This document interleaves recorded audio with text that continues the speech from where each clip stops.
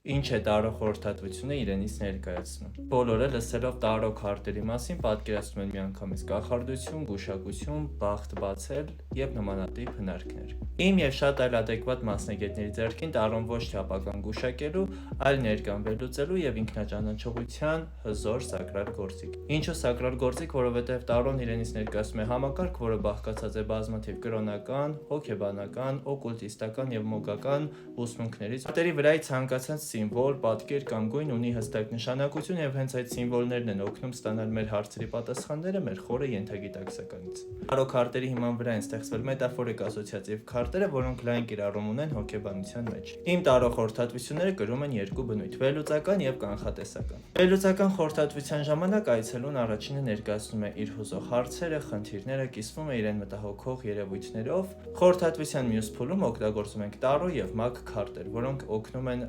թե մասնագետին եւ թե այցելուին ավելի լավ հասկանալ խնդրի էությունը, ինչպես նաեւ պարզել զարգացման ամենահավանական սցենարը։ Խորհրդատվության մյուս տեսակը կանխատեսական խորհրդատվությունն է, որի նպատակն է հենց ապագայի կամ ինչ-որ ժամանակահատվածում ընկած էներգիաները բացահայտելը։ Հիմա կասեք կանխատեսումը ապագայի հետ է կապված, ուրեմն նույն գուշակությունն է, բայց ոչ, կանխատեսման ու գուշակության մեջ կա շատ